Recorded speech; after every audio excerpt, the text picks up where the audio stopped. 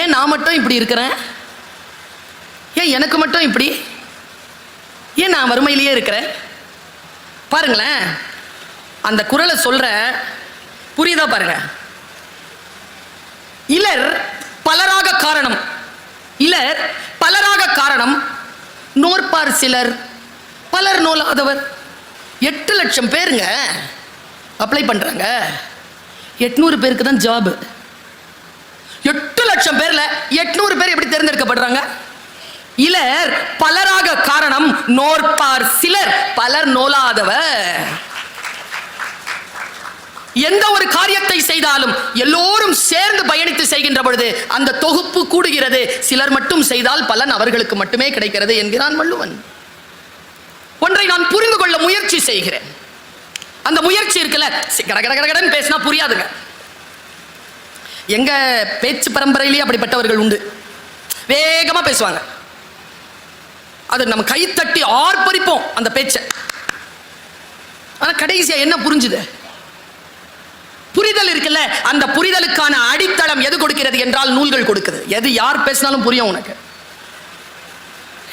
நான் மந்த மாதிரி உட்கார்ந்து இருக்க அப்படின்னா என்ன? அப்படின்னா என்ன? கூட்டமா உட்காந்துருக்கோமா? மந்த ஆடு பார்த்துருக்கீங்களா? ஒரு ஆடு போய் ஒரு இடத்துல ஒரு குச்சி நீட்டிடுங்க, அதை தாண்டி குதிச்சுட்டு போவோம். குச்சியை எடுத்துருங்க, எல்லா ஆடும் அந்த இடத்துல வந்தா தாண்டி குதிச்சுட்டு போவோம். அதுக்கு பேர் தான் மந்த. இல்லை, நான் மந்தைகளில் ஒரு ஆடு இல்லை, நான் மந்தையிலிருந்து பிரிந்து போன ஒரு ஆடு. என்னுடைய பாதையும் சரியாக இருக்கலாம். இப்படி ஒருத்தர் எழுதுறாங்க, மந்தையிலிருந்து பிரிந்து போன ஒரு ஆட்டின் பாதை சரியாக கூட இருக்கலாம். இப்படி ஒரு ஐக்கு யோசிக்கிறேன். என்னை யோசிக்க வைக்கிறது லேட்டரல் திங்கிங் என்பார்கள், பக்கவாட்டில் யோசிப்பது அனலிட்டிக்கல் திங்கிங் என்பார்கள், கிரிட்டிக்கல் திங்கிங் என்பார்கள். ஒவ்வொன்றையும் நான் சிந்திப்பதற்கு எனக்கு வாசிப்பு துணை செய்கிறது. வாழ்க்கை முழுவதும் முட்டாளாக இருப்பதை விட ஒரு முறை முட்டாள் என்று பெயர் வாங்குவது புத்திசாலித்தனம். வேகமா சொன்னா புரியாது, புரிஞ்ச மாதிரி இருக்கும். தமிழ் தானே, புரிஞ்சுதாப்பா? சொல்லு, புரிஞ்சுதா? சிரிக்கிறான். நான் ஒன்று சொல்லட்டுமா? கற்றலின் முதல் தகுதி என்ன தெரியுமா தம்பி? தெரியலங்கிறது வெளிப்படையாக ஒப்புக்கிறது. அப்பதான் கற்றல் நிகழும். நான் இதை பல மேடைகளில் சொல்லி இருக்கிறேன். இது என்னது? என்னது? ஒலிபெருக்கி. இது இங்கிலீஷ்ல சொல்லுங்க, பரவாயில்ல. இது என்னது? ஃபோக்கஸ் லைட் இல்லை. அது என்னது? ஸ்பீக்கர். ஒரு நாள் நான் பேசுறது கேட்கல, சார் கிட்ட சார் மாதிரி ஒருத்தர் உட்காந்துருந்தார். சார் நான் பேசுறது கேட்கல சார், மைக் நல்லா தான் சார் இருக்கு. அது ஸ்பீக்கர் லூஸ் மேடம். நீ யாரை சொல்ற? நீ இது என்னன்னு எனக்கு தெரியணுமா இல்லையா? 30 வருஷமா பேசுறேன்னு தெரியணுமா இல்லையா? தெரில. நான் நேராக பிரவீன் சார் கிட்ட போனேன். சார், இன்னைக்கு உங்க புத்தக திருவிழாவில் பேசுறேன் சார். சூப்பர் ப்ரொஃபஸர், வாங்க, நீங்க பதவியேற்றதிலிருந்து வந்த முதல் கூட்டம் நல்வரவு அப்படின்னார். எனக்கு அவர் பேசுற தமிழ் ரொம்ப பிடிச்சிருக்குங்க. ஆனா அவர் வேறு ஏதோ ஒரு மொழி வீட்டில் பேசுறாருன்னு தெரியுது. ஆனா தமிழ்ல ஒரு தப்பும் இல்லை. எவ்வளவு பெரிய ஒரு மோட்டிவேஷன் தெரியுமா இது? லாங்குவேஜ் டீச்சருக்கு தப்பு இல்லாம பேசுறது எவ்வளவு பெரிய விஷயம். என்ன என் பேரை மட்டும் மாத்தி சொன்னீங்க? சொல்லிடணும்ல. ஒரு விஷயம் நமக்கு புரிகிறது பாருங்க. அவர்கிட்ட போய் கேட்கிறேன், சார் என் முன்னால ஏதோ ஒன்று வைக்கிறாங்க சார், கொம்பு ஒன்று, அதுக்கு கொண்டெல்லாம் இருக்கு சார். அப்படிலாம் ஒன்றும் வைக்க மாட்டாங்களே மேடம்? Don't worry. இல்லை மேடம், இல்லை சார், அது சொன்னாதான் சார் மற்றவங்களுக்கு கேட்குது. அவர் சீரியஸாக என்ன பார்க்குறாரு. எதை சொல்றீங்க? அது என்னமோ சொல்றாங்க சார், அதை இன்னும் கொஞ்சம் டீட்டெயிலாக சொல்லுங்க சார். நான் பேசினா அப்போதான் சார் மற்றவங்களுக்கு கேட்குது. Mic S. எதுக்குமே டென்ஷன் ஆகாத மாவட்ட ஆட்சியர் டென்ஷன் ஆனார். 30 வருஷமா பேசுற மைக்னா என்னன்னு தெரியல உனக்கு? ஒரு ப்ரொஃபஸர்னு நம்பி இந்த பெரிய கூட்டத்தை ஏற்பாடு. முட்டாள் பெண்ணே, மைக் என்றால் என்ன என்று தெரிந்து கொள்ளவில்லை யாரே இதுவரைக்கும். முக்கால் நோட்டெடு. எலக்ட்ரான், குரோட்டான், புரோட்டான் என்னமோ சொல்லி கொடுத்தார். மைக் நான் தெரிஞ்சுக்கிடுச்சு. இப்போ நான் சொன்ன ஸ்டேட்மெண்ட் புரியுதா பாருங்க. வாழ்க்கை முழுவதும் மைக் என்றால் என்ன என்று தெரிந்து கொள்ளாமல் முட்டாளாக இருப்பதை விட ஒரு முறை முட்டாள் என்று பெயர் வாங்கி கொண்டு மைக் என்றால் என்ன என்று தெரிந்து கொள்வது புத்திசாலித்தனம். எப்பொழுதும் கற்பதற்கு வெட்கத்தை தடையாக கொள்ளாதீர்கள். புத்தகம் உங்களுக்கு சொல்லித்தரும். என்னை வழிபடுத்துகிறது புத்தகங்கள். வழிபடுத்துகிறது, குர்ஆன் என்னை வழிபடுத்துகிறது, பைபிள் என்னை வழிபடுத்துகிறது. ஏனென்றால் ஒன்றை எப்படி புரிந்து கொள்ள வேண்டும் என்கின்ற லேட்டரல் திங்கிங்க எனக்கு புக்கு தருது. உதாரணத்துக்கு சொல்லவா, நான் ஒரு விஷயத்தை சொல்லிட்டு போயிடுறேன். பல பேருக்கு நமக்கு முன்னாலே நடக்கிற கொடுமை புரியுறது இல்லைங்க. புரிஞ்சிருச்சுன்னா அதுல சிக்க மாட்டோம். நாம ஏன் நமக்கு அது ஏன் புரியல? பயிற்சி இல்லை. பயிற்சி இருந்தா புரிஞ்சிரும். எப்படி பயிற்சி பெறுவது? நான் சொல்ற வெளியிலேயே போகாதீங்க, சும்மா ஒரு புத்தகத்தை எடுத்து படிங்க. உங்களுடைய அலைன்மெண்ட் இருக்குல்ல, மைண்ட் அலைன்மெண்ட், அது கரெக்டா செட் ஆகும். உதாரணத்துக்கு சொல்லவா, 1+1 எவ்வளவு? சும்மா சொல்லலாம், என் கிளாஸ் தானே. 1+1 2 சொன்ன உடனே செகண்ட் ஸ்டாண்டர்ட் ப்ரமோட்டட். சரியா? 1+1 2. 1 into 1 1. முதல்ல 1+1 2. ஒன்று குறையுது. 1 into 1 1. புரிஞ்சிருச்சா மல்டிப்ளிகேஷன் என்னன்னு? Third standard. 1 divided by 1 equal to 0. யாரெல்லாம் சொன்னாங்களோ ஃபோர்த் ஸ்டாண்டர்ட் ப்ரமோஷன், இல்லாதவங்க தேர்ட் ஸ்டாண்டர்ட்லயே இருக்கணும். இப்போ 1 2 3 4 படிச்சுக்கிட்டே போறது இல்ல அறிவு. 2 1 0 என்று படிப்பதும் அறிவுதான் என்று சொல்லித் தரக்கூடிய ஆற்றல் நமக்கு வர வேண்டும் என்றால் நாம் புத்தகங்களை வாசித்து பக்கவாட்டு சிந்தனையை புரிந்து கொள்ள வேண்டும்.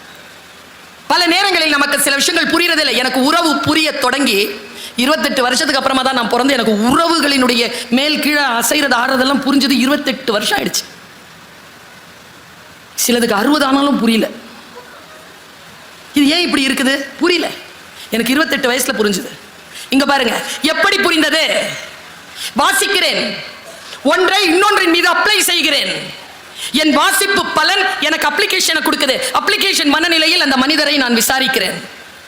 நான் எல்லா டீச்சர்ஸையும் சொல்றது, எல்லா போலீஸ் ஆபீசர்ஸ்க்கும் சொல்றது, எல்லா வக்கீல்களுக்கும் சொல்றது, எல்லா அதிகாரத்திலே இருக்கக்கூடியவர்களுக்கும் சொல்றது, NLP படிங்க, நியூரோ லிங்குவிஸ்டிக்கல் ப்ரோக்ராம்.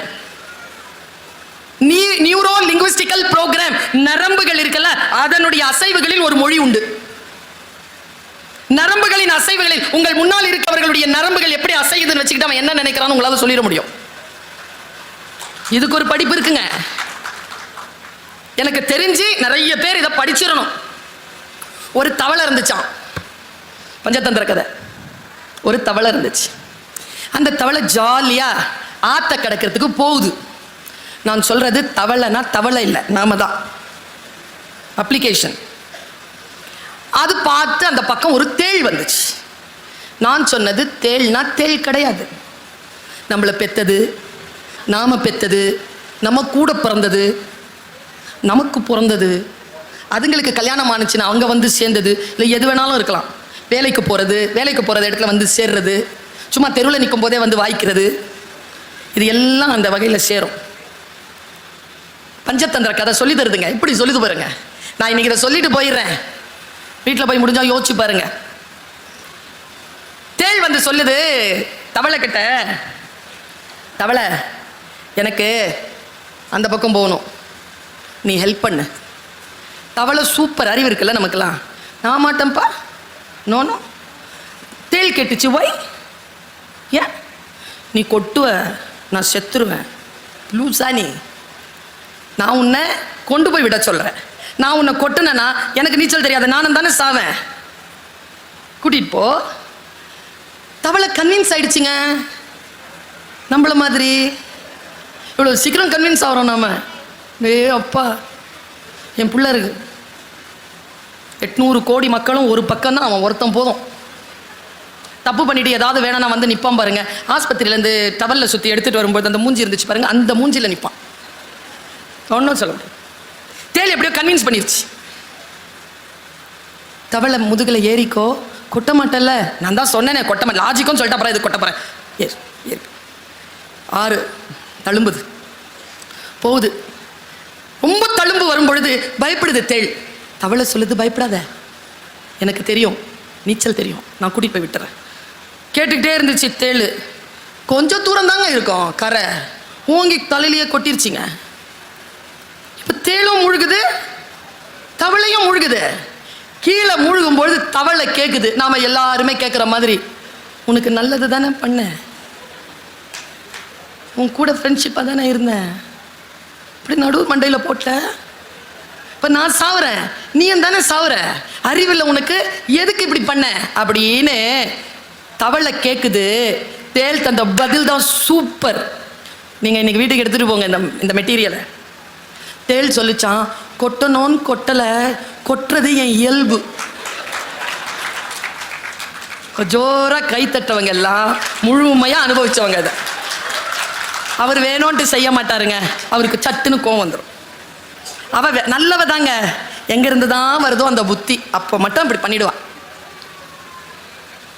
இது எனக்கு புரிகிறது என்றால் நான் தேளோட வாழ்வேனை தவிர முதுகில் ஏற்ற மாட்டேன்ல. இதை சொல்லித் தருகின்றன புத்தகங்களே. நன்றி, என் வாழ்க்கையை காப்பாற்றுகிறாய், நன்றி. கவனம், ரொம்ப முக்கியமான விஷயம் சொல்றேன். கவனத்தோடு இருக்க வேண்டும் நாம். பல நேரங்களில் நம்முடைய சீரழிவுக்கு காரணம் கவனச்சிதறல் தான். ஆர்ப்பாட்டமாகவும் நகைச்சுவையாகவும் பேசுகின்றவர்களுடைய பேச்சை ஆர்வமாக கேட்கும் நாம், ஆர்ப்பாட்டமும் நகைச்சுவையும் இல்லாமல் ஆழமான அறிவோடு பேசுகின்ற சான்றோர்களின் பேச்சை கேட்டு பயிற்சி பெற வேண்டும். நம் வாழ்க்கையை மாற்றி போடக்கூடிய முத்துக்கள் அங்கிருந்து கிடைக்கலாம். என்னுடைய அப்பா சொல்லுவார், கடல் முழுக்க தண்ணி இருக்குங்க, உள்ள ஒரு சிப்பி வாய் திறந்து மூடிட்டு இருக்கோம், பார்த்துருக்கீங்களா? கடல் முழுக்க நீர் இருக்குல்ல, அது ஏன் தாகத்தோடு இருக்கு? ஏனென்றால் அதற்கான துளி, தாகத்தை தணிக்கக்கூடிய துளி கடலில் இல்லை. அது எங்க இருக்கு? வானத்தில் மிதந்து கொண்டு இருக்கக்கூடிய மேகங்களுக்குள் மறைந்து இருக்கு. கரெக்டா அது வரணும், மழையா விழணும், ஆழ்கடல்ல போகணும், சிப்பி வாய் திறந்து மூடுகின்ற அந்த பிசிக்ஸ் இருக்குல்ல, அது அங்க ஒர்க் அவுட் ஆகணும். அப்ப அதை உள்ள போய் உட்கார பாருங்க, அது வெறும் துளி அல்ல, முத்தாக மாறும்.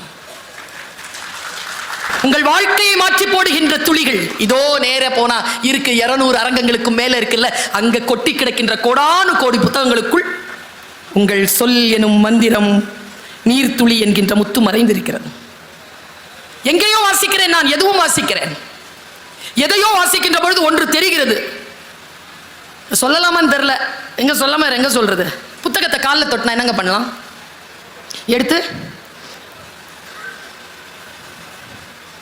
அரபியில் ஏதோ எழுதி போட்டிருக்கு, சமஸ்கிருதத்தில் ஏதோ எழுதி போட்டிருக்கு, காலை மிதிச்சிட்டிங்க, என்ன பண்ணுவீங்க? எடுத்து அதில் யாரோ ஒரு வில்லகம் பிடிச்சவன் கெட்ட வார்த்தை எழுதி வச்சிருக்கான். படித்தாதானே தெரியும் அது கண்ணில் ஒத்திக்கிறதா கிழிச்சு போடுறதான்னு. பார்த்தவுடன் புக்கு படிச்சு பாருங்க, கிழிச்சி தூர எறிகின்ற புத்தகங்கள் உண்டு, நெஞ்சத்தோடு அரவணைத்துக் கொள்ளுகின்ற புத்தகங்கள் உண்டு. எந்த புத்தகம் உங்களுடைய வாழ்க்கைக்கு உதவி செய்யுமோ அந்த புத்தகங்களுக்கு நன்றி சொல்லுங்கள். அதை தேடி கண்டுபிடிக்கிறது தான் 10 நாள் வைக்கிறாங்க. 10 நாள் ஃபர்ஸ்ட் வந்து புக் வாங்கிடாதீங்க, ரவுண்ட்ஸ் போங்க, இதெல்லாம் சாப்பிடுங்க, இங்கே உட்காந்து பேச்சை கேளுங்க, போங்க ஃபர்ஸ்ட் ஒரு ரவுண்டு வாங்க, எவ்வளோ பணம் இருக்குன்னு பார்த்துக்கிடுங்க. உங்களுடைய ஆசிரியர்கள், நண்பர்கள், சான்றோர்கள் இடத்தில் கேளுங்க, இந்த வருஷம் எந்த புக் வாங்கினா நல்லா இருக்கும். தேர்ந்தெடுத்து திட்டமிட்டு புத்தகங்களை வாங்குங்கள். எனக்கு தெரிந்து ஒரு பென்சிலை கடைசி வரைக்கும் எழுதி தீர்த்த பிள்ளையும் இல்லை, ஆசையாக வாங்கி வைத்துக் கொண்டிருக்கக்கூடிய புத்தகங்களை படித்து தீர்க்கின்றவர்களும் இல்லை. சார் சொன்னார் 20 லட்சம் புக்கு விற்பனை ஆயிருக்குன்னு. நான் சொல்லட்டுமா, ஒரு ஆசிரியரா, வாசிக்கும் பழக்கம் குறைந்திருக்கிறது. என்ன இது ஐரானிக்கல் டிஃபரன்சியேஷன்? புக்கு நிறைய விற்பனை ஆகுது, படிக்கும் திறன் குறைந்திருக்கிறது. ஏன்? புத்தகங்களை அலங்காரமாக கையில் எடுக்கிறோம்? கிடையாது. ஒரு புத்தகத்திற்கு ஆக பெரிய அவமரியாதை எது தெரியுமா? வன்முறை எது தெரியுமா? அதை படிக்காமல் விடுவதுதான். 800 பக்கம் இருக்கோங்க, 749வது பக்கத்தில் நமக்குன்னு ஒரு வரி எழுதியிருப்பாங்க. அவன் அதுக்கு தாங்க அவ்வளோ பேஜஸையும் நம்ம கடக்கணும். டக்குன்னு அந்த சொல் அப்படி வந்துடாது. நான் ஏன் தெரியுமா புத்தகத்துக்கு நன்றி சொல்றேன்? ஒவ்வொருத்தரும் துடிக்கிறாங்க, தன் வாழ்க்கையில் தான் கண்டெடுத்த பேருண்மையை, பெரும் ரகசியங்களை அந்த புத்தகங்களின் வழியாக உங்களுக்கு தந்து கொண்டே இருக்கிறார்கள். அதை நீங்கள் படித்துவிட வேண்டும் என்று ஒவ்வொருவரும் துடிக்கிறார்கள். நான் ஒரு பதிப்பகத்தை நடத்தியவள். மு. அருணாச்சலம் என்கின்ற தமிழ் இலக்கிய வரலாறு 14 தொகுதிகளை நான் பதிப்பித்தேன். ஆ. பாலகிருஷ்ணனுடைய திருவருட்பாவை முழுக்க பொற்பதிப்பாக கொண்டு வந்தது பார்க்கர் நிறுவனம். நான் சொல்லுகிறேன், ஒவ்வொரு புத்தகமும், இங்கே பதிப்பாளர்கள் இருக்கிறார்கள், அவர்களுக்கு நீங்கள் ஆதரவு தர வேண்டும். இங்கே எழுத்தாளர்கள் இருக்கிறார்கள், அவர்களுக்கு ஆதரவு தர வேண்டும். ஏன் தெரியுமா?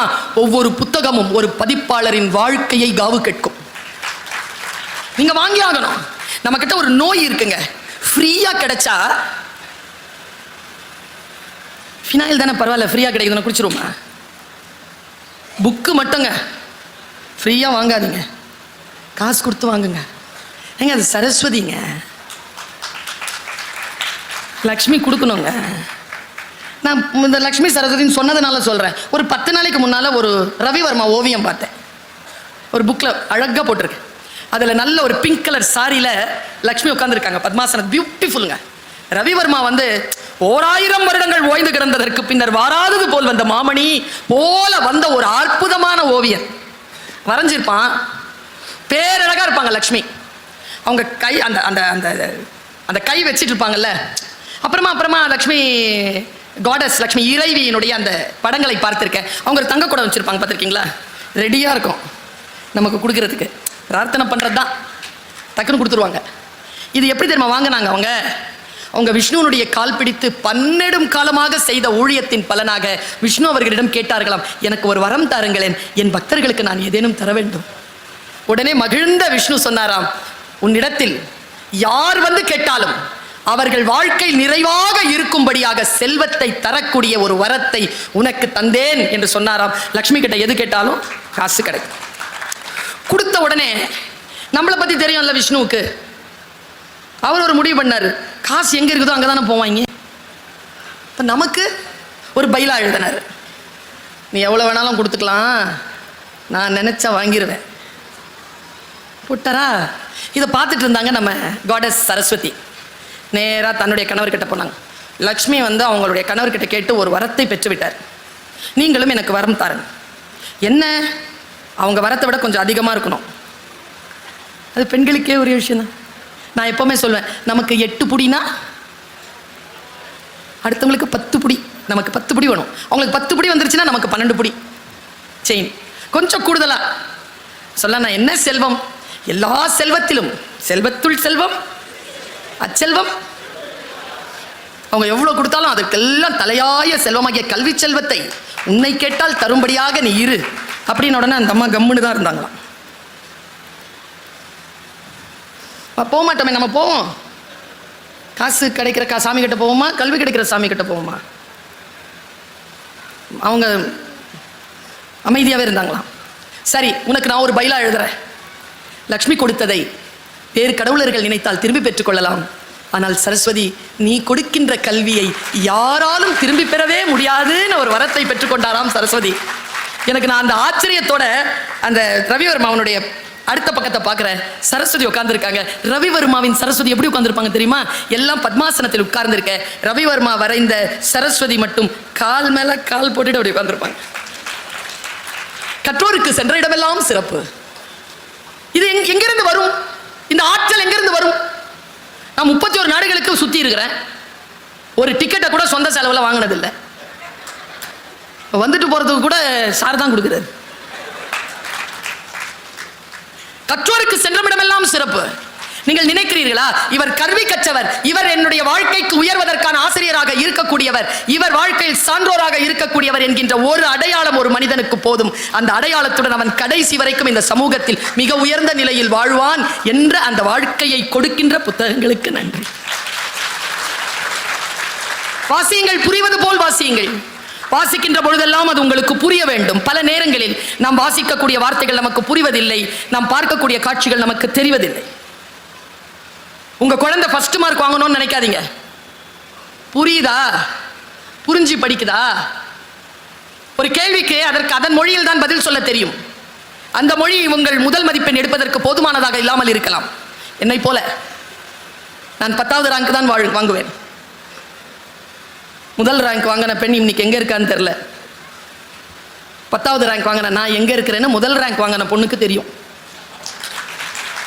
படிப்பு இருக்குல்ல, விஷயம் புரிஞ்சுக்கிறீங்கல்ல, வார்த்தைகளை புரிஞ்சுக்கிறீங்கல்ல. இன்றைய தலைமுறைக்கு நாம் தரக்கூடிய மிக முக்கியமான செய்தியை இந்த மேடையை பயன்படுத்தி சொல்லிட்டு போறேன். நிறைய இளைஞர்கள் இருக்கிறீர்கள். சென்னையிலிருந்து நான் 2:30 மணிக்கு விமானம், எனக்கு 1:30 மணிக்கு நான் விமான நிலையத்திற்கு வருகிறேன். வீட்டிலிருந்து 12:20க்கு கிளம்பினேன். அங்கிருந்து 20 நிமிடத்திற்குள் விமான நிலையத்திற்கு வரலாம். வரவே முடியல, நெரிசல். ரொம்ப சிரமப்பட்டு வண்டி ஓட்டிட்டு வரேங்க. இப்படி திரும்பி பார்க்குறேன், அது பேர் சொல்லக்கூடாது, அது மார்க்கெட்டிங் மாதிரி ஆகிடும். அந்த உணவு பொருட்கள் எடுத்துகிட்டு போகிறாங்கல்ல இளைஞர்கள், ராக்கெட் மாதிரி போகிறாங்கங்க. நீ லாரி ஆயிரு, பஸ் ஆயிரு, 2 வீலர் ஆயிரு, கார் ஆயிரு, யார் வேணாலும் ஆயிரு, சிக்னல் இருக்கட்டும், இல்லாம போட்டோம். ஏன்னா அந்த 20 மினிட்ஸ் அவங்க போய் கொடுத்தா தான் அவங்களுக்கு ஒரு 30 ரூபா கிடைக்கும். அந்த இளைஞர்களை பார்த்து கேட்கிறேன், இவ்வளவு வேகமாக வண்டி ஓட்டி கொண்டு அந்த 30 ரூபாய்க்காக போகிறாயே, ஒரு 15 வருடத்திற்கு முன்னால் இவ்வளவு வேகத்தோடு புத்தகங்களை படித்திருந்தால், இந்த வெறியை படிப்பில் காட்டி இருந்தால், நான் வெறியா இருந்தேனே, என்னை போல் நீ ஏன் இல்லை? நீ ஏன் உன்னுடைய வாழ்க்கையை சிரமங்களுக்குள் படுத்திக் கொள்கிறாய் என்றால் என்ன என்றால், நின்று நிதானமாக வாசிப்பது என்பது அவ்வளவு பேருக்கு சுலபமாக வருவதில்லை. 2 விஷயத்தை சொல்றேன், ஒன்று ஸ்போர்ட்ஸ், ஒன்று படிக்கிறது. 2 வேலை செய்யும் போது 3வது வேலை செய்ய முடியாது. ஓட்டப்பந்தயத்தில் ஓடனா ஓடுற தவிர்த்து வேற எதுவும் செய்ய முடியாது. அப்பதான் முன்னால வர முடியும். படிக்கின்ற பொழுது வேற எதையும் செய்ய முடியாது. படித்தால் கவனம் சிதறும். 100% உன்னை நீ மூழ்கடித்துக் கொள்வது ஒன்று விளையாட்டில், மற்றொன்று புத்தக வாசிப்பு. உங்க எல்லாருக்கும் ஒரு விஷயம் சொல்லித்தரேன். பிள்ளைங்க கிட்ட இன்னிலேருந்து ஒரு வார்த்தையை சொல்லாதீங்க. டேய் விளையாடாதரா, டேய் நடிக்காதரா சொல்லாதீங்க. 2 டிபார்ட்மெண்ட் தான் நிறைய சம்பாதிக்குது. எனக்கு புரியலைங்க. ஒன்றை படிக்கிறோம், 5 வருடம் ஒன்றை படிக்கிறோம், அதை விட்டு விட்டு வேறு வேலை செய்கிறோம் என்றால் எங்கேயோ தவறு நடக்கிறது. டாக்டர் படிச்சுட்டு சினிமா எடுக்க வரீங்க, அப்ப ஏன் டாக்டர் படிச்சீங்க?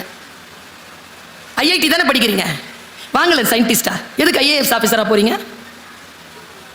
இன்ஜினியரிங் தானே படிச்சீங்க, போய் இன்ஜினியரிங் வேலை பாருங்க. ஏன் டீச்சரா வரீங்க? இங்கிலீஷ் டீச்சரா வராரு, எம்இ மெக்கானிக்கல். கல்வி கற்க வேண்டும் என்றால் எந்தெந்த புத்தகங்களை எப்பொழுது கற்க வேண்டும், அந்த புத்தகம் உங்களை என்ன செய்யும் என்கின்ற தெளிவு, ஒரு மனக்குழப்பம் இல்லாத வாழ்க்கையை நேர்மையாக வாழ்வதற்கான புத்தகங்களை என்னுடைய அன்பிற்குரியவர்களை தேடி படித்துக் கொள்ளுங்கள். யாரும் அறிவுரை சொல்வதற்கு அவசியம் இல்லை. உங்களுக்கானதை நீங்களே தேர்ந்தெடுத்துக் கொள்ளலாம் என்கின்ற சுதந்திரத்தை உங்களுக்கு கல்வியும் வாசிப்பும் தரும். நான் சொல்வதனால் சில பேருக்கு மன வருத்தம் ஏற்படலாம். ஆசை என்றால் குற்றம், இரிதல் என்றால் களைதல். குற்றங்களை களைபவர்கள் நாங்கள். எங்களுக்கு அதுதான் பெயர். கு என்றால் இருள், ரு என்றால் விளக்குதல். இருளை விளக்குபவர்கள் குருமார்கள், தன்னை விட சிறப்பானவர்களை உருவாக்குபவர்கள் ஆச்சாரியர்கள். எப்படி இந்த உலகம் ஒன்றும் இல்லைங்க. மாவட்ட ஆட்சியர்கள் எல்லாம் வந்து உட்கார்கின்றார். அடுத்த நேரம் நான் பார்க்குறேங்க, மிக முன்னேற்றம் அடைந்த மாவட்டங்களில் ஆட்சியாளர்களாக வந்து உட்காரக்கூடிய ஆட்சியர்கள் எடுக்கக்கூடிய கோப்புகளில் மிக முக்கியமானதாக புத்தக திருவிழாக்கள் நிகழ்கின்றன. அது எந்த கட்சியை சேர்ந்த அரசாக இருக்கட்டும். என்ன காரணம்? முன்னால் நீ நிமிர்ந்து நிற்க வேண்டும் என்றால் உனக்கு கல்வி அறிவு அவசியம். இந்த அவசியத்தை ஒருவர் புரிந்து கொள்ள வேண்டும் என்பதற்காக சொல்லுகிறேன். சமீபத்தில் ஒரு இடத்தில் குழந்தைகளிடத்தில் பேச போக வேண்டும் என்பதற்காக நான் சொல்றேன், பக்கவாட்டு சிந்தனை. ஒரு சொல்லுக்கும் இன்னொரு சொல்லுக்கும் நடுவிலே ஒரு கேப் இருக்குங்க. ரொம்ப வாசிச்சீங்கன்னா அந்த கேப்பை கூட நீங்க வாசிக்கலாம். ஒன்றும் இல்லை, ஜெயமோகன் கொற்றவைன்னு ஒரு புக்கை எழுதியிருப்பார், 300 படிச்சு பாருங்க. இளங்கோவடிகள் மௌனம் சாதித்த இடத்திலிருந்து என் கதையை தொடங்குகிறேன்னு சொல்வார். சில மௌனங்கள், சில எழுத்தாளர்களின் மௌனங்கள் வேறு ஒரு தலைமுறையில் ஒரு எழுத்தாளனுக்கு எழுதுபொருளாகிறது என்றால் நினைத்து பாருங்கள். புத்தகங்களில் இடையில் இருக்கக்கூடிய மௌனங்கள் கூட இளையராஜாவின் இசையை போல. சில இடத்துல இசையே இருக்காது, சைலண்டா இருக்கும். அதை விட அந்த சிச்சுவேஷனை வேற யாராலையும் சொல்லிட முடியாது. எனக்கு ரொம்ப பிடித்தமான நிறைய நடிகர்கள் இருக்கிறார்கள். ஹிந்தியில் நான் நிறைய பார்ப்பேன். ஏன்னா சின்ன வயசுலேருந்து உருது தெரியுங்கிறதுனால இந்த நவாசுதீன் சித்திகி, இம்ரான் கான், மனோஜ் வாஜ்பாய் இவங்களுடைய இதெல்லாம் பார்ப்பேன். பார்த்து கொண்டே இருக்கின்ற பொழுது திடீர்னு ஒரு படம் வந்தது. இந்த பக்கவாட்டு சிந்தனைங்கிறோம்ல, அனலிட்டிக்கல் அண்ட் கிரிட்டிக்கல் திங்கிங் இருக்குல்ல, இன்றைக்கு நாம் எட்ட வேண்டிய உயரங்களுக்கு எட்டாமல் இருப்பதற்கு காரணம் நம்மிடத்தில் கிரிட்டிக்கல் திங்கிங் குறைந்திருக்கு. ரொம்ப வேகமா விஷயங்களை பார்த்துக்கிட்டே இருந்தீங்கன்னா வேலை செய்யாதுங்க. நான் ஆசிரியை, நான் இப்படி சொல்லுகிறேன். ஒரு 3 நாளைக்கு முன்னால ஒரு ரீல்ஸ் பார்த்தேன் பாப்பா. முக்கியமா இளைஞர்கள் 10, 15, 16, 17 வயதில் இருக்கக்கூடிய இளைஞர்கள். ஒரு அம்மா வருது, சூடா ஏதோ பிடிச்சிட்டு இருக்கு கையில, சூடா இருக்கு இதை புடி அப்படின்ட்டு தன் மகளின் பெயரை அழைக்குது. மகள் வர, அவளுக்கு 1 வயது இருக்கும். வந்தவ இப்படி புடி அப்படின்ன உடனே அது இப்படி நீட்டுது கைய. அந்த அம்மா சொல்லுது, இங்க பிடி. சூடா இருக்கு, இங்க இப்படி, மறுபடியும் இப்படி நீட்டு. மறுபடியும் சொல்லுது இப்படி இப்படி வெயிட்டா இருக்கு, சீக்கிரம் மறுபடியும் இப்படி நீட்டுது. உங்களுக்கு தெரியும்ல, நம்ம அம்மாலாம் என்ன செய்வாங்க, காலையில் எழுப்பும்போது 6 மணிக்கு, தங்கம் ரோஜாப்பூ 6 மணி ஆயிடுச்சுடா தங்கமே, ஏந்திரிடா. ஏந்திரிக்க மாட்டோம். 10 நிமிஷம் கழிச்சு, ஏய் 6:10 7:15 பஸ்ஸு, எழுந்துரு. 6:20 பெட்ஷீட்டை பிடிச்சி இழுத்து விட்றோம், ஃபேனை ஆஃப் பண்ணி விட்றோம். 6:30 எந்திரிக்கலன்னு வச்சுக்கோங்க, சத்தமாக ரேடியோ போட்டு விட்ருவோம். இதெல்லாம் எனக்கு நடந்தது. அதுக்கப்புறமா 6:45 எழுந்திரிக்கலன்னு வச்சுக்கோங்க, எங்கள் அம்மாவுக்கு சின்ன வயசுலேருந்தெல்லாம் எவ்வளோ கெட்ட வார்த்தை தெரியுமோ அத்தனை கெட்ட வார்த்தையும் சொல்லும். அந்த பொண்ணு இருங்கல்ல, அந்த பிடிச்சிட்டுன்னு சொன்னால, அந்த பொண்ணு என்ன பண்ணுச்சு, இப்படி நான் இப்படி நீட்டுச்சா, கடைசியாக சத்தம் போட்டு திட்டின உடனே இல்லை அந்த பொண்ணு இப்படி பிடிச்சது. இப்போ நான் இங்கே நிற்கிறேன், நிறுத்துறேன். அந்த பெண் சொல்ல சொல்ல சூடாக இருக்கிறது என்று தெரிந்தும் இப்படி கை நீட்டியது ஏன்? ஏன்? இப்போ நான் இருந்தேன்னா மாவட்ட ஆட்சியர் அதை கொஞ்சம் சீரியஸாக எடுத்துக்கிட்டாரா, ஒரு ஆளை கூப்பிட்டாரா, நேராக போய் அந்த ஸ்டவ்வை சுவிட்ச் ஆஃப் பண்ண சொன்னாரா, இதெல்லாம் நான் பேசிக்கிட்டே கவனிச்சிட்டேன்னா நீங்கள் என் பேச்சை கேட்காம அதை கவனிக்கிறீங்க. புத்தகங்கள் என்ன செய்யும் தெரியுமா, நீங்க என்ன வேலை செய்யணுமோ அந்த வேலையை செஞ்சுக்கிட்டு உலகம் முழுக்க என்ன நடக்கிறது என்கின்ற கவனத்தை உங்களுக்கு கொண்டு வந்து சேர்க்கக்கூடிய ஆற்றலை புத்தகங்கள் தரும். ரீடிங் ஹேபிட் எவ்வளவு பெரிய விஷயம் தெரியுமா ரீடிங்கிறது. நான் தான் சொல்றேன், ஏன் அந்த பெண் அப்படி நின்னா, ஏன் அவ கையை இப்படி நீட்டுனா, அவளுக்கு அறிவு இல்லையா? இப்படி நீட்டுனா கேட்க சுற்றும் அப்படிங்கிற அறிவு இல்லையா? இருந்தாலும் அவ ஏன் அப்படி செஞ்சா தெரியுமா? நான் ஆசிரியை, அதனால் திடீரென்று ஒருவர் மீது அப்படியே பழி போட்டுற மாட்டேன்.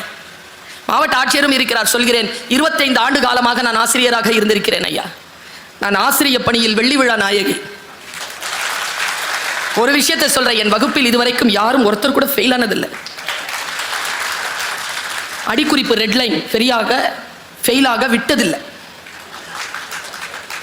புரிஞ்சுக்கணும்ல, அந்த குழந்தை ஏன் இப்படி நீட்டுது, ஏன் இப்படி பிடிக்க மாட்டேங்குது. எங்க அம்மாட்ட போயிட்டு நான் கேட்டேன், அம்மா இந்த பொண்ணு இப்படி பண்ணுது ஏமா, அது தெரியாத உனக்கு? எங்க ஊர்ல சொல்லுவாங்க, எங்க அம்மா காயல்பட்டினத்துக்காரங்க, எங்க ஊர்ல சொல்லுவாங்க, ஒரு மருமக இருந்தாலாம், அவ வந்து ஓரம் மட்டும் பெருக்க மாட்டாளாம். மாமியார் வந்து கேட்பாங்களாம், ஓரம் பெருக்கலாம்ல, அது பெருக்காதான். உன்னை நல்ல குடும்பத்துல இருந்தானே எடுத்துட்டு வந்தேன், என் பையன் இவ்வளவு நல்லா சம்பாதிக்கிறான், உனக்கு கொஞ்சமாவது புரியணும்ல, ஏன் இப்படி பண்ற அப்படின்னு 4-5 திட்டு வாங்கின உடனே சரி மாமி அப்படின்னு கரெக்டாக போயிருக்குமா. அடுத்த நாள்லேருந்து அதுக்கு ஒரு ஆட்டிடியூட் வந்துருச்சு. தொடப்பக்கட்டையை எடுத்துக்கிட்டு நேராக அவங்க மாமி வாசலில் போய் நிற்குமா, மாமி கொடுக்குறத கொடுங்க, வீடு பெருக்கணும்னுமா. மாவட்ட ஆட்சியர் தலை குனிந்ததை ஆமோதிக்கிறார்.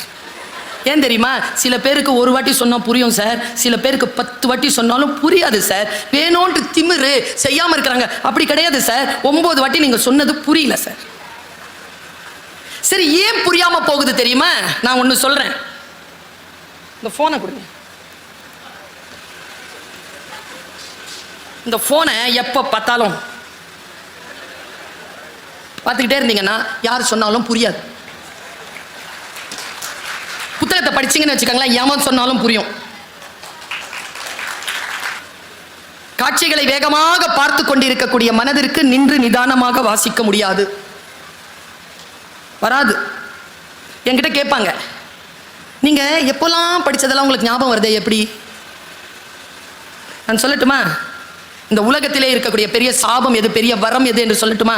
பெரிய சாபம், உன் உயிர் காக்கும் நேரம் வருகின்ற பொழுது நீ கற்றது மறந்து போகும் என்று கர்ணனுக்கு கிடைத்த சாபம். உலகத்திலே அதி அற்புதமான சாபம் என்ன தெரியும், வரம் என்ன தெரியுமா? எந்த நேரத்தில் தேவைப்படுகிறதோ நீ உன் குழந்தை பருவத்தில் பார்த்த காட்சிகள் கூட உனக்கு வந்து கைப்பிடித்து உன்னை தூக்கிவிடும். அந்த சொல், ஒரு சொல்லை இன்னொரு சொல் கடந்து, அந்த ஒரு சொல்லும் இன்னொரு சொல்லோடும் சேர்ந்து அந்த பொருளை புரிந்து கொண்டு அந்த அடுத்த கட்டத்திற்கு போய்கிட்டே இருக்கிறீங்கல்ல, அந்த பயிற்சி இருக்குல்ல, அதுக்கு பெயர்தான் கல்வி, அதற்கு பெயர்தான் அறிவை கூர்த்திட்டுதல். அதனால் சொல்லுகிறேன், இந்த அறிவை கூர்த்திட்டி தந்த புத்தகங்களே உங்களுக்கு நன்றி. ஒன்றை எப்படி நாம் புரிந்து கொள்ள, நான் இப்படி சொல்றேங்க, வெறும் சொல் தான், கருத்து ஏத்துங்க மந்திரம், வெறும் கயிறு தான். எடுத்து கையில கட்டினா கங்கணம், கழுத்துல கட்டினா தாலி, இடுப்புல கட்டினா அரணா கயிறு, கயிறு தான். வெறும் சோறு, கருத்து ஏற்றினால் பிரசாதம். வெறும் பேச்சு, கருத்து ஏற்றினால் சத்சங்கம். வெறும் கட்டடம், கருத்து ஏற்றினால் கோவில், வீடு. கருத்து ஏற்றணும்ல, அந்த கருத்து ஏற்றக்கூடிய அந்த ஆற்றலை எது தரும் என்றால் வாசிப்பும் புத்தகங்களும் உனக்கு தரும். போன சண்டே தினமலர் பத்திரிக்கை இருந்துச்சுன்னா அதுல எனக்கு கேள்வி பதில் கேட்டிருக்காங்க. அதுல என்னுடைய பேட்டி ஒண்ணு வந்திருக்கு. நான் ஒரு சிறுபான்மை சமூகத்தை சேர்ந்த ஒரு பெண். என்னுடைய வீட்டில் பேசக்கூடிய மொழி உருது.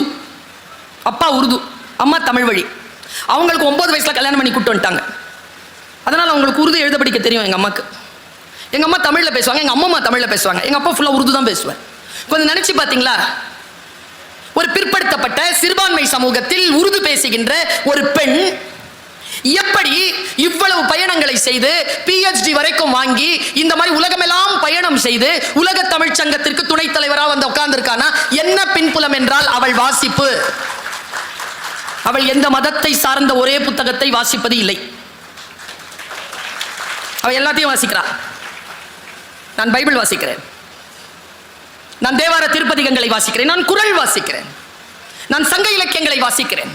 வாசிக்க வாசிக்க எனக்கு பொருள் புரிகிறது, ஒரு பேருண்மை புரிகிறது. என்ன தெரியுமா? ஒரு மதம்,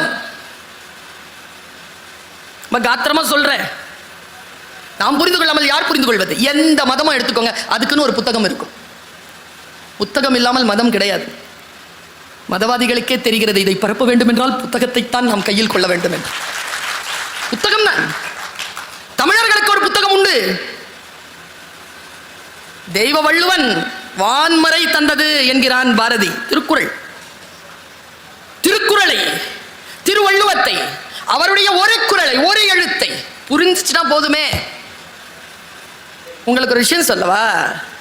உலகத்திலேயே ரொம்ப மகிழ்ச்சியான பணி என்ன தெரியுமா? குழந்தைகளோடு பணி செய்வதுதான். அது மிகப்பெரிய பணி. ஆசிரியர்களாகிய எங்களுக்கு அது வாய்த்திருக்கிறது. டாக்டர்ஸ் பணியும் சிறந்த பணி தான். 2 பேருமே, ஆசிரியர்கள் டாக்டர்ஸ் 2 பேரும் உயிரையும் புத்தியையும் காக்கக்கூடிய அதி அற்புதமான வேலைகளை செய்யக்கூடியவர்கள். டாக்டர்ஸா தன்னுடைய குழந்தைகள் வர வேண்டும் என்று பல பேர் நினைக்கிறோம், ஆசிரியர்கள் உட்பட.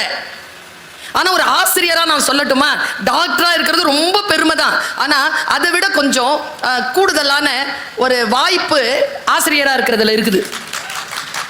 ரொம்ப இல்லை, சிம்பிள் வாய்ப்பு தான். இப்போ நம்ம கிட்ட படித்தவர், இப்போ மாவட்ட ஆட்சியரேன்னு வச்சுக்கோங்களேன், இப்போ நான் தான் வகுப்பெடுத்திருக்கிறேன்னு வச்சுக்கோங்க, நான் தைரியமாக சொல்லலாமோ இல்லையோ, இவர் என்னுடைய மாணவர், படிக்கலைங்கிறது வேற, நான் லேடிஸ் காலேஜாக போயிட்டேன் சார், படிச்சிருந்தா நான் சொல்லலாம் இல்லையா, இவர் என் மாணவர்னு. ஒரு டாக்டரா நான் சொல்ல முடியுமா?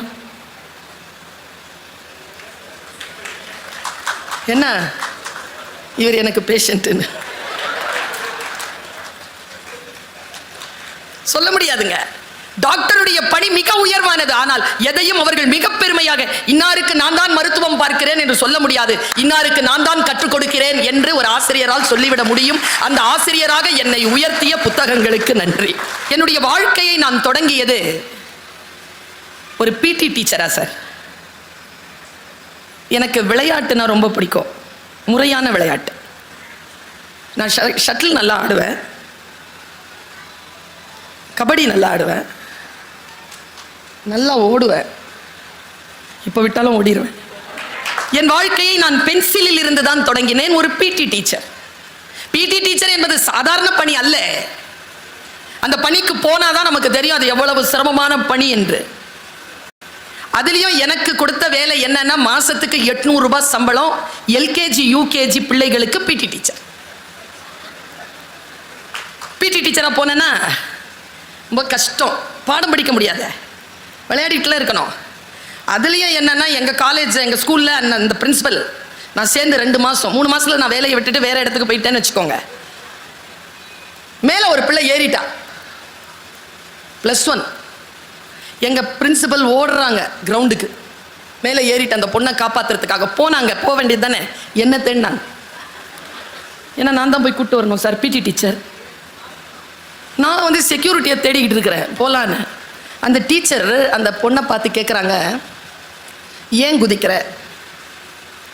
அந்த பிரின்சிபல் எப்படின்னா எல்லாத்தையும் டாக்குமெண்ட் பண்ணணும் சார். அவங்களுக்கு மேலே ஒரு பிள்ளை விழுதுன்னா கீழே விழுந்து மயங்கிடுச்சுன்னா ஏன் விழுதுன்னு தெரியாமல் போய்டும்ல. இப்போவே கேட்குறாங்க ஏன் விழுறேன்னு. அந்த பொண்ணு சூப்பராக சொல்லிச்சு, நான் ஏன் விழுறேன்னு என் எக்கனாமிக்ஸ் மிஸ்ஸுக்கு தெரியும்ன்றுச்சு. எக்கனாமிக்ஸ் மிஸ் மயங்கி விழுந்தாங்க. அவங்கள தான் ஆஸ்பத்திரியில் 3 நாள் சேர்த்து வச்சுருந்தோம். இந்த பிள்ளையை பிடிச்சிட்டு வந்துட்டோம். ஆசிரியராக இருப்பது இருக்கு இல்லையா, பெரும் பணி. பிடி டீச்சரா நான் ஜாயின் பண்ண அந்த ஒரு 10 நாள்லயே நான் ரவுண்ட்ஸ் வரேன், டிசிப்ளின் ரவுண்ட்ஸ். அப்போ 10th ஸ்டாண்டர்ட் இடம் காலியாக இருந்தது. கிளாஸில் டீச்சர் இல்லை, பிள்ளைங்க சத்தம் போட்டிருந்தாங்க. நான் உள்ள நுழைஞ்சேன். என்னப்பா பாடம்னு கேட்டேன். திருக்குறள் வகுப்பு எடுங்க, புத்தகம் எடுங்க. புத்தகம் எடுத்தாங்க. என்ன சப்ஜெக்ட் எடுத்து பார்த்தா ஒழுக்கமுடைமை. டீச்சர் வரலையா? வரல. எத்தனாவது பாடம் நடத்தியிருக்காங்க? 3 நடத்தியிருக்காங்க. 4வது நான் நடத்தவான்னு இப்படி கேட்குறேங்க. சரின்னுதுங்க பிள்ளைங்க. அதுக்குள்ளே டீச்சர் வந்துட்டாங்க. உள்ள வந்தவங்களுக்கு தெரியாது. நேராக வந்துட்டு நீங்கள் பிடி டீச்சர் தானே, என்ன கையில் புக்கு உங்கள் வெளியில், அவங்களுக்கு தெரியாது. நான் மனசில் யோசிக்கிறேன், திருக்குறள் முன்னால் பிள்ளைகள் பாடம் நடத்தக்கூடிய வாய்ப்பு இல்லை, வெளியில் போக சொல்கிறார்கள். வெளியில் வரும்பொழுது என் மனதில் என்ன உணர்வு வந்தது என்று உங்களுக்கு தெரியாது. நான் அதற்கு முன்னால் இருந்தது வேறு, அதற்கு பின்னால் நான் இருந்தது வேறு. என் மனதில் ஆழமாக வேரூன்றிய அந்த தமிழை வெறித்தனமாக படிக்க தொடங்கினேன். வெறித்தனமாக படிக்க தொடங்கினேன். எம்ஏ கிளியர் பண்றேன். யூஜிசி ஃபர்ஸ்ட் இயர்லயே எம்ஏ முடிச்ச உடனே யூஜிசி கிளியர் பண்றேன். அங்கேயே டாக்டர் இ சுந்தரமூர்த்தி மொழித்துறை தலைவர், அவர்கிட்ட மொழித்துறையில பிஹெச்டி சேர்றேன். பிஹெச்டி சப்மிட் பண்ணிட்டு எனக்கு ஒரு வாய்ப்பு வருது ஒரு காலேஜில் ஜாயின் பண்ணுறதுக்கு. நான் வந்து உட்கார்றேன் இன்டர்வியூக்கு. பக்கத்தில் என்னை வெளியில் போன சொன்னால் அந்த டீச்சர் உட்கார்றாங்க இன்டர்வியூக்கு. 2 பேருக்கும் மேலே. ஆனால் என்ன தெரியுமா, நான் பிஹெச்டி முன்னால் முடிச்சிருந்ததுனால 19 ஆண்டுகள் என் பெயர் மேலேயும் அவர்கள் பெயர் கீழேயும் தான் இருந்தது. அதற்கு பிறகு அவரை துறை தலைவர் ஆக்கினோம். அவரின் கீழ் நான் 2 ஆண்டுகள் பணி செய்தேன். மிக நல்ல பெண். சரி, ஆசிரியர், விரிவுரையாளர், துணை பேராசிரியர், இணை பேராசிரியர், ஒரு கல்லூரியினுடைய தமிழ் துறை தலைவராக வந்து உட்கார்றேன். வெறித்தனமாக படிப்பதை தவிர்த்து வேறு எதுவும் என் வாழ்க்கையில் எனக்கு தெரியாது. படித்துக்கொண்டே இருப்பேன். எதை என்றெல்லாம் நீங்க கேட்கவே கூடாது. எல்லாவற்றையும் படிப்பேன்.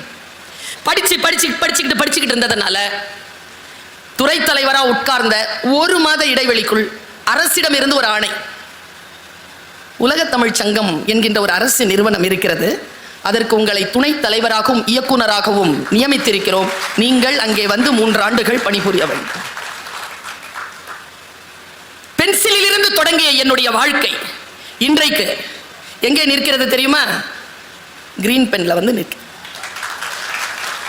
புத்தகங்களே உங்களுக்கு நன்றி. இன்னுமாய் நான் வாசித்தால், இன்னுமாய் தெரிந்து கொண்டால் ஒன்று சொல்லுகிறேன், அந்த கிரீன் பென்குள்ள இருக்கக்கூடிய அந்த பச்சை மையின் அதிகாரம் வரும் காலங்களில் கூடும்.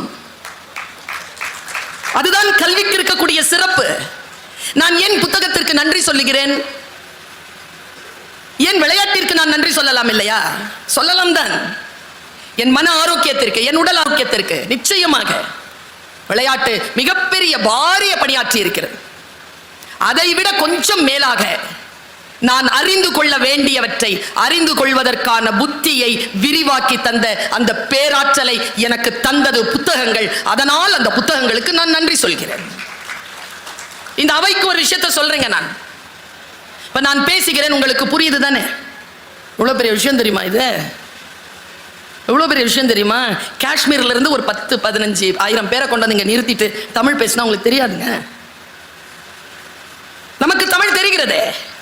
வாழ்க்கை நமக்கு வாய்ப்புகளைத்தான் தரும், ஒருபோதும் வெற்றிகளை தருவதில்லை. யார் ஒருவர் வாய்ப்புகளை பயன்படுத்திக் கொள்கிறார்களோ அவர்கள் வாசலுக்கு வெற்றி தேடி வருகிறது. நான் அதனால் தான் சொல்லுவேன், பெற்றோர்களே, ஆசிரியர்களே, நீங்கள் உங்களுடைய பிள்ளைகளுக்கு நல்ல விஷயங்களை இரவு நேரத்தில் உட்கார்ந்து பேசுகின்ற பொழுது, ஒரு பிரார்த்தனை செய்கின்ற பொழுது, ஒரு புத்தகத்தின் ஒரு பகுதியை எடுத்து வாசிச்சு பாருங்களேன். அதில் ஒரு வார்த்தை உங்க 15 வயசு பையன் கேட்க மாட்டான். நாம கேட்டோமா? அவன் கேட்கறதுக்கு அவனும் கேட்க மாட்டான். ஆனா ஒன்று சொல்றேன், சொல்லிக்கொண்டே இருந்தால் என்ன நடக்கும் தெரியுமா? வாழ்க்கை அவர்களுக்கு முன்னால் சவால்களை எடுத்து வீசுகின்ற பொழுது சிறிய வயதில் அவர்கள் கேட்ட அந்த அறம் அங்கே அவர்கள் ஜெயிப்பதற்கு அவர்களுக்கு உதவியாக இருக்கும். அதனால் நல்ல விஷயங்களை சொல்லிக்கொண்டே, ஆசிரியர்களை சொல்லிக்கொண்டே இருக்கிறோம், பாடங்கள் புத்தகங்கள் அதை சொல்லிக்கொண்டே இருக்கின்றன. பாருங்க, நான் ஒரு படம் பார்க்கிறேன், இந்த மாதிரி ஒரு ஒரு குழந்தை நம்ம வீட்டில் இருக்கணும்னு நான் நினைச்சேன். நம்ம எல்லாரும் அப்படிதான் இருக்கணும், ஃபயர் மாதிரி இருக்கணும். ஏய், நீ எவ்வளோ நல்ல பொண்ணு தெரியுமா? அது பக்கத்தில் உட்காந்துட்டு இருக்கிறேன். ஏன் ஐயன் சொல்கிறான்? ஏன்னா நான் எதை சொன்னாலும் நீ நம்புற அப்படிங்குது. உருப்படுமா? நீ நல்ல பொண்ணுன்னு சொல்றதே அவன் ஸ்டேட்மெண்ட்ல அழிச்சிட்டான், அவன் சொன்னதுல அவன் அழிச்சிட்டான். வித்தியாசமா பேசுறாங்க, ஷார்ப்பா. இப்போ ஆகும் நம்ம ஒருத்தர் ஒரு விஷயத்த சொல்றானா, நீ வெளிப்படாத, புரிஞ்சுக்கோங்கிற. உடனடியா வெளிப்பட அவசியம் இல்லை. ஓ இதுதானா, புரிந்துகொள். புரிஞ்சுக்கிறதுக்கு ஒரு தன்மை இருக்க வேண்டாமா? வெள்ளையா இருக்கிறவன் பொய் சொல்ல மாட்டான், இங்கிலீஷ்ல பேசுறவெல்லாம் புத்திசாலி. யார் சொன்னது? யாருங்க சொன்னது? நான் சொன்னேன், இனிமேல் கர்ம வீரர் காமராஜரை யாரும் கருப்பு காந்தி என்று சொல்லவே கூடாது. அவர் தென்னாட்டின் காந்தி. கருப்பு என்பது என் தேசிய நிறம், அது என்னுடைய சுயமரியாதைக்குரிய இடம். அதை கருப்பு என்கின்ற வார்த்தையால் நீ குறிப்பிடாத. அவரை படிக்காத மேதை என்று சொல்லாத. யார் படிக்காத மேதை? நாம் எல்லோரும் படிக்க வேண்டும் என்றால் என்ன செய்ய வேண்டும் என்று படித்த மேதை அவர். எப்படி நாம் கொண்டு செலுத்துவது ஒன்றை? ஒரு தலைவரை எப்படி கொண்டாடுவது? ஒரு மனிதரை தலைவர் என்று எப்படி நாம் ஏற்றுக்கொள்வது? நான் சொல்லட்டுமா, எல்லோரையும் விட சிறப்பானவன் இல்லை தலைவன். தன்னை விட சிறப்பானவர்களை உருவாக்குபவன் தான் தலைவன். வாசிச்சா எனக்கு புரியுதே. உன்னை விட என்னை சிறப்பானவராக உருவாக்குகிறாயா? நான் தான் முதல்வன், நான் தான் முதல்வன் என்று அலைந்து கொண்டிருக்கின்ற நேரத்தில் இன்றைக்கு முதலமைச்சராக இருக்கக்கூடியவர் நான் முதல்வன் என்று நீ சொல் என்று உங்கள் வீடு வரைக்கும் கொண்டு வந்து நான் முதல்வன் திட்டத்தை வைக்கிறாரே. ஒன்றை புரிந்து கொள்ள வேண்டாமா என்கிறேன் நான். பாருங்க, பிசினஸ்னு ஒரு படம், நம்ம எல்லாருக்குமே ஆசை இருக்குங்க. ஆனா உண்மையா சொல்றேன், சில விஷயங்கள் தெரியாத காரணத்தினால் தான் தோற்கிறோம். உன் காரணங்களால் நீ தோற்கடிக்கப்படுகின்ற பொழுது அந்த காரணங்களின் மீது மட்டும் உனக்கு சந்தேகம் வராதது ஏன்? ரூமி. காம்ப்ளிகேட்டடா இருக்கும் சொல்றதுக்கு, புரிஞ்சுக்கோங்க. உன் காரணங்களால் நீ தோற்கடிக்கப்படும் பொழுது அந்த காரணங்களின் மீது மட்டும் உனக்கு சந்தேகம் வராதது ஏன்? ரூமி. பாருங்க, எனக்கு என் காரணங்களால் தான் நான் தோற்கடிக்கப்படுகிறேன். மாவட்ட ஆட்சியர் இருக்கிறாருங்க, வேறு மாவட்டத்தில் ஒரு பையனுக்கு ஒரு வாய்ப்பு கிடைக்குதுங்க. அவங்க டீச்சர் சொல்றாங்க, இவனுக்கு ஒரு நிமிஷம், ஏய் உனக்கு ஏதோ வேணும்னு சொன்னல, மாவட்ட ஆட்சியர் இருக்கிறார் போ. மாவட்ட ஆட்சியர்கிட்ட போனாங்க. அவன் நிற்கிறாங்க, அவனுக்கு ஐ கான்டாக்ட் வரவே இல்லைங்க. அவன் தோற்கிற இடத்தை நான் பார்த்து கொண்டே இருந்தேன். ஏய் தம்பி, பேசிடுறா, கேட்டுறா, உடனே சாங்ஷன் கிடைக்கும்டா. சூப்பர் மனநிலையில் இருக்கிறாருடா மாவட்ட ஆட்சியர். ஆயிரக்கணக்கில் மக்கள், மாணவர்கள் வெற்றி பெறுகின்ற நிகழ்ச்சியில் நின்று கொண்டு இருக்கிறார். சொல்லுனா அவனுக்கு ஐ கான்டாக்டே வரல. அப்படியே நின்றுட்டு ஏதோ சொல்ல வந்தான் பாருங்க, அவன் ஃபோன் அடிச்சிருச்சு, மொபைல். அதில் என்ன பாட்டு தெரியுமா? நான் நடிச்சா தாங்க மாட்டேன், 4 நாள் தூங்க மாட்டேன், நான் நடிச்சா தாங்க மாட்டேன், 4 இதே வார்த்தை. அது அடுத்த வரி இருக்குது அதுக்கு. அவன் மிக்ஸ் பண்ணி போட்டிருக்காங்க, காப்பாற்றணும் கர்த்தரு, காப்பாற்றணும் கர்த்தருன்னு கத்துது. அவன் அதை எடுத்து யார் பேசுறான்னு பார்க்குறாங்க. அந்த டைமில் மாவட்ட ஆட்சியர் போயிட்டார். நீ உன் வாய்ப்பை தவற விட்டாயா? எப்படி போகிறது வாய்ப்பு? நீ ஜெயிக்க வேண்டும் என்றால் சொல்லிக் கொடுங்கள். நான் வாசிக்கின்ற புத்தகங்கள் எனக்கு சொல்லி தருகிறது. நீ முதல் நேரத்தில் ஏற்படுத்துகின்ற அந்த பாதிப்பை நீ இரண்டாவது முறை யாரிடத்திலும் எதிர்பார்க்கவே முடியாது. First impression, the best impression. You never get the chance to make or to repair or to replace it. The first impression. அது சொல்லி தரணுமா? அப்படி என்றால் தவம் இருக்க வேண்டுமே. அதற்காக தானே சொல்லுகிறேன், வாசி. ஒரு கதை புத்தகம் இருந்தாலும் வாசி, எந்த கவனச்சிதறலும் இல்லாம. காலையில தூங்கி எந்திரிச்ச உடனே முதல்ல நன்றி சொல், உயிரோடு இருக்கிற. உடனே மொபைலை தேடும். உயிரோடு இருக்கிறோமா இல்லையான்றது கூட மொபைல் பார்த்து தான் தெரிஞ்சுக்க. இந்த பிசினஸ்ங்கிற படத்துல நாம் பார்த்த ஒரு காட்சி உங்களிடத்தில் கடத்தி விட்டு போகிறேன். Alert, stay alert. இந்த ஸ்டே அலர்ட்டாக இருக்க வேண்டும் என்றால் என்ன செய்ய வேண்டும் பாருங்க. பாம்பேக்கு வரான் ஒருத்தன், அவனுக்கு ஸ்டாக் எக்ஸ்சேஞ்சில் உள்ள நுழையணும். அவனுக்கு அந்த புத்தி. அவனுக்கு மாத வருமானம் அவன் கணக்கு போட்டிருக்கிறது 3 கோடி.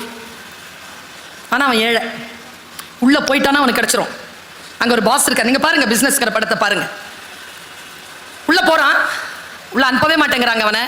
அவன் ஆடை எப்படி இருக்கு, 3 நாள் கலைந்து இருக்கிறான், என்ன பண்றதுன்னு தெரியல. நேரா ஒரு நாள் ஏமாத்திட்டு ஷர்ட்லாம் டக் பண்ணிக்கிட்டு கரெக்டாக ஃபார்மலில் வந்த மாதிரி சட்டுன்னு அந்த ஆஃபீஸ்க்குள்ளே நுழைஞ்சிடறான். இந்த பாஸ் ஒருத்தர் அவர் வர்றது பார்க்குறான். அவர் பாஸ் வந்து இதில் ஏறுறார், லிஃப்ட்டில். என்ன தெரிஞ்சு தடுக்கிறதுக்குள்ள அவனும் ஏறிட்டான் உள்ள. இப்போ பாஸ், அவன், செக்ரட்டரி 3 பேர் தான் இருக்காங்க. அந்த 30 செகண்டை பயன்படுத்துகிறாங்க. நாளைக்கு உங்களை சந்திப்பதற்கு எனக்கு 3 நிமிடங்கள் நேரம் கொடுங்கள், நான் எவ்வளவு பெருமதியானவன் என்பதனை உங்களுக்கு நான் சொல்லிவிடுகிறேன். அன்னைக்கு தெரியல பாஸ்க்கு என்ன மூடு இருந்ததோ. Take his number, tomorrow 10 o'clock is your interview சொல்லிட்டு வந்துடுறாருங்க. நான் படுத்தபடி தாங்க அந்த படத்தை பார்த்துருந்தேன் ஐபேடில். இதை பார்த்த உடனே எழுந்திரிச்சு உட்காந்துட்டேங்க. கிடச்சிருச்சு அவனுக்கு. பார்த்தா அடுத்த நாள் காலையில் 10 மணி ரவுண்ட் டேபிள். கரெக்டாக 9:59க்கு மாஸ்டர் வந்து உட்கார்றாரு. இவன் 9:50க்கே போயிட்டான். காத்திருக்கிறான், உள்ள கூப்பிட்றாங்க, போகிறான், உட்காரான். 1 minute, tell us about yourself. 1 நிமிஷம் பேசுகிறான். Okay, you have 2 minutes, tea அப்படின்றான். டீ கொண்டாந்து வைக்கிறாங்க முன்னால். கிளாக் ஓடிட்டு இருக்கு. 5 செகண்ட் போயிடுச்சு. அந்த டீயில் துப்புங்கிற 2 செகண்ட் போயிடுச்சு. You have 1 minute 40 seconds. துப்பு. அப்படி துப்புறான். You have 1 minute 35 seconds. 10 ரூபாய்க்கு இந்த ரவுண்ட் டேபிளில் இருக்கிறவங்களுக்கு இந்த டீயை வித்துரு. ஒவ்வொருத்தரும் எப்படி தெரியுமா இருக்கிறான்? இந்த சிங்கம் மாதிரி இருக்கிறான், ஒருத்தன் புலி மாதிரி இருக்கிறான், ஒருத்தன் ஃபுல்லாக எருது மாதிரியே இருக்கிறான், ஒருத்தன் யானை மாதிரி இருக்கிறான். இத்தனை பேருக்கு நடுவில் தான் துப்புனதை எல்லாம் பார்த்துட்டானுங்க. 10 ரூபாய்க்கு விற்கணும். யோசிச்சுட்டே இருக்கிறான். 40 செகண்ட் போயிடுச்சு. தடுமாறுறான். பார்க்குறான் ஒவ்வொருத்தரையும். கிளாக் போய்கிட்டே இருக்கு. கடைசியாக 5 செகண்ட்ஸுங்க. என்ன தெரியுமா பண்ணா? பேக்கெட்டில் இது 10 ரூபாய் எடுத்து போட்டு நான் இதை விற்றுக்கிட்டேன்ட்டு குடிச்சிட்டான். கம்பெனிக்கு 10 ரூபாண்டா, நான் குடிச்சிட்டேன். He was appointed. அப்படின்னு அந்த பிசினஸ் படம் சொல்லுது. இதை புரிஞ்சுக்கிறதுக்கு நின்று நிதானமா இந்த படத்தை பார்க்கறதுக்கே ஒரு புத்தி இருக்கணுமே நமக்கு. நான் குறையா சொல்லல. கூலின்னு ஒரு படம் வந்திருக்குது, அதையும் தான் பார்க்கணும். ஆனா அவருக்கு கூலி 200 கோடியாம். அதை யோசிச்சாதான் யோசிச்சுட்டு இருந்தேன் நான். எனக்கு என்ன பயம்? ஏங்க 3 வருஷத்துல இங்க இருப்பேன், அப்புறமா ஒரு 4-5 வருஷம் இருக்குது எனக்கு சர்வீஸ். அங்க இல்லைன்னா நீங்க எல்லாம் பார்த்துக்க மாட்டீங்க. டீச்சருங்க நான் 96 இயர்ஸில் செத்து போனேன்னு வச்சுக்கோங்களேன். என்ன சொல்ல தெரியுமா சமூகம்? டீச்சர் செத்து போச்சுன்னு தான் சொல்லும். சரியா? ஆசிரியர். அதனால் சொல்லுகிறேன், வாழ்க்கையை நேர்மையாக சந்திக்க வேண்டும் என்றால் வாழ்க்கையில் முன்னால் இருக்கின்றவர்களுடைய மன உணர்வுகளை புரிந்து கொண்டு சுயமரியாதையுடன் வாழ வேண்டும் என்று சொன்னால் நமக்கு முன்னால் இருக்கக்கூடிய புத்தகங்களை வாசித்துக் கொள்ளுங்கள். நான் கம்பராமாயணத்தை வாசிக்கிறேன். இதோ போன 2 மாதத்துக்கு முன்னால் தான் மெல்பர்ன் போயிட்டு வந்தேன். அக்டோபர் மாதம் சிட்னி போகிறேன். கம்பராமாயணம் பேசுவதற்கு மட்டும். படித்துக் கொண்டால் 17ஆம் தேதி கனடா போறேன். திருக்குறளை பேசுவதற்கு மட்டும். வாசித்தால் உங்களுக்கு உயர்வு உண்டு. எனக்கு உயர்வை அளித்த என் தாய் தந்தை இறைவன் எல்லோருக்கும் நான் செலுத்துகின்ற அந்த நன்றியை, என்னை உயர்த்திய என் தந்தை முதலாக எங்களுக்கு உணவு வாங்க வைத்திருந்த பணத்தில் 50 ரூபாய் கொடுத்து அம்மாவிடம் சண்டை போட்டுக்கொண்டு எனக்கு அப்பா வாங்கி கொடுத்தாரு அந்த திருமந்திரம் என்கின்ற நூல். அந்த திருமந்திரத்தை எழுதிய திருமூலருக்கு நான் என் வணக்கத்தை சொல்கிறேன், என் நன்றியை சொல்கிறேன். கம்பருக்கு, பாரதிக்கு, பாரதிதாசனுக்கு, பட்டுக்கோட்டைக்கு நான் என் நன்றியை சொல்கிறேன். நவீன எழுத்தாளர்களுக்கெல்லாம் நான் என் நன்றியை சொல்கிறேன். என்னை செதுக்குகின்ற புத்தகங்களே, உனக்கு கோடானு கோடி நன்றிகள். நீ இன்னுமாய் பலரை செதுக்குவதற்காக புறப்பட்டு வா.